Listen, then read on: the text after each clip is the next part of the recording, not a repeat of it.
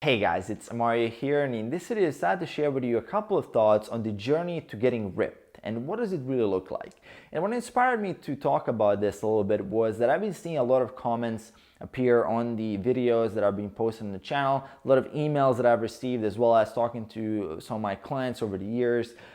It seems to be that a lot of people, when they kind of look at the journey to getting ripped, they don't see that that journey is connected to all other areas of your life. So that journey itself isn't something independent. We think that losing weight, losing fat, we think that going to the gym and hitting PRs, that is completely independent of our relationships, of our jobs, of our day-to-day things that are happening in life. And it's truly not the case, right? If one thing happens at your workplace where you get stressed, you get more anxiety, you miss a couple of hours of sleep, maybe you have a project deadline that you have to hit, that is going to affect your journey.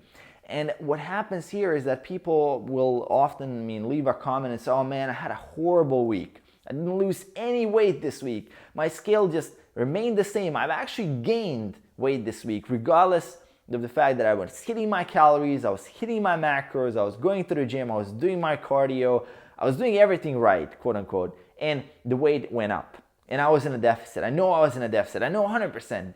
And people get frustrated and they get discouraged. They're thinking, oh shit, my body has adapted. Something is wrong. Something is terribly wrong with me. It's my poor genetics or whatever you want, whatever people say. And usually when I have this conversation with my clients, it seems that something else happened which we often don't think is related to the journey. And when I have a conversation with clients, it's usually going to be, oh yeah, well, it was actually a really tough day/week at work. Oh yeah, I did miss a couple of hours of sleep here and there. Oh yeah, I might have forgotten to drink water at this point in time. Oh yeah, I might have had that huge carbohydrate meal right before my weigh-in day the next day, Monday. Maybe I had that on a Sunday night, and the next day just the scale went up because of water retention. Oh yeah, maybe could have went to the gym at different times this week because, I don't know, my car broke down, I had to walk to the gym. Maybe I was a little bit more exhausted because of that as well. So often when we look at it, the journey is not linear itself, but when you quote unquote have a bad week, it is linked to some other thing in your life. And that is completely okay. That's the whole point, that we have to eventually learn how to surrender to the journey. We have to learn how to surrender to the process. Because that journey to getting ripped and getting shredded isn't independent. That's not happening somewhere there. That's all linked. Right? Someone might have given you a bad comment at work, or I don't know, you might have gotten in a fight with someone who you really care about. That's going to affect your lifts in the gym. That's going to affect how much you're going to lift that day. I can guarantee you that. And I've experienced this so many times in my own journey, is that I just get stressed about something and I just have a deadline to hit, and everything goes to shit. And I'm still hitting my calorie goal. I'm still hitting my macros. I'm still hitting all the sets and reps, but it's just not the same, right? So often when you think about the journey as some kind of linear process, it's definitely not linear, but also the whole system is a non-linear system, right? The system being your life is a non-linear system where things are interconnected. And the more consistency you have, of course, the better the results, but life will happen. And it's unrealistic to expect that, let's say your journey is 6 months and you plan to do it for 6 months. It's unrealistic to expect that you're gonna be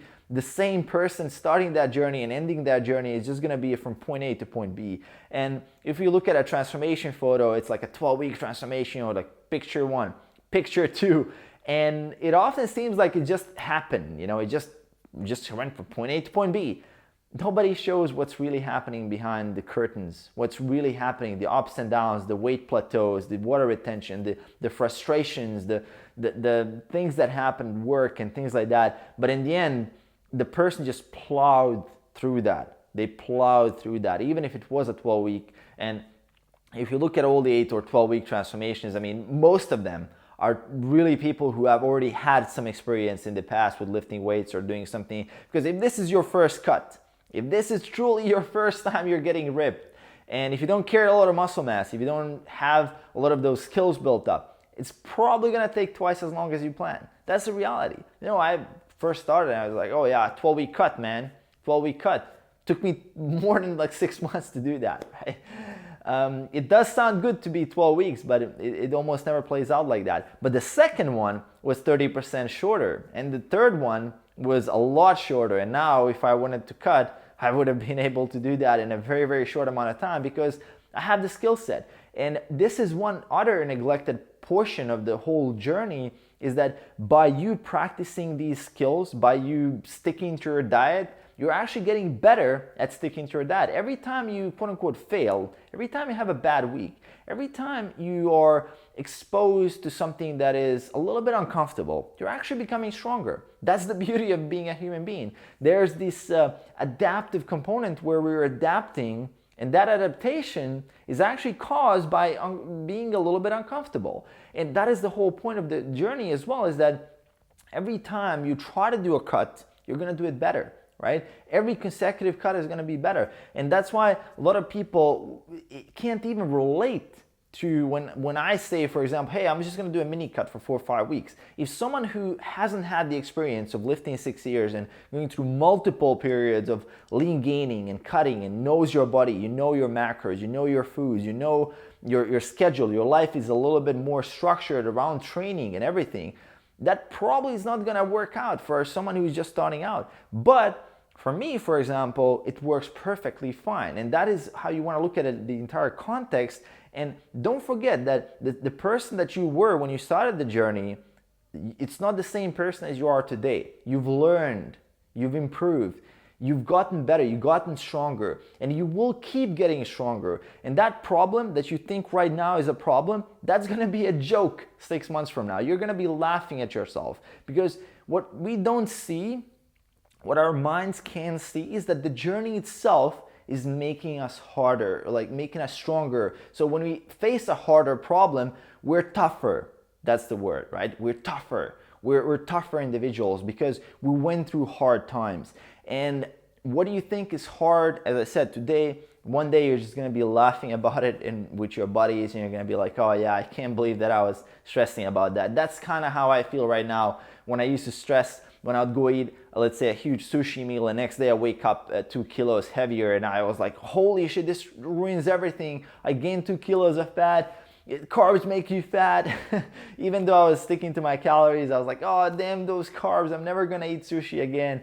And it really was, I mean, it's just water retention, but in that moment of time, you're so emotional, and also you're more emotional when you're in a cut, when you're in a calorie deficit, when you're exhausted, when you're fatigued, when you're decision fatigue, and the willpower is very low and motivation is low, and all those factors together can really make you feel like crap. But in general, if you surrender to the process, and if you just tell yourself, okay, this is just another cut, this is just one of the cuts, one of many cuts to come, one of many lean gaining phases to come, one of many years that I'm gonna be lifting, one of many decades that I'm going to be lifting. And as soon as you zoom out and put things in the right perspective, not only does it feel like you're not actually having any issues, but you're also gonna get motivation, because you're gonna realize that it's a long-term thing. It's a journey that lasts a very, very long time.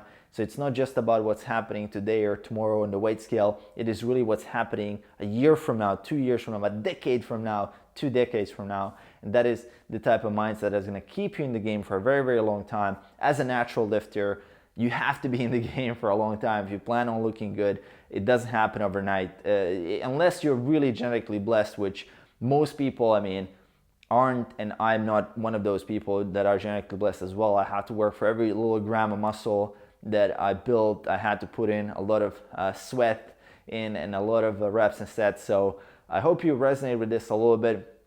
So my experience is something I just wanted to share with you guys.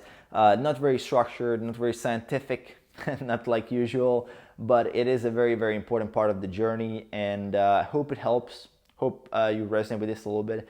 Let me know in the comments below what you think and if you find this helpful. Aside from that, make sure to hit that subscribe button below to support the channel, and I'll see you in the next one. Peace.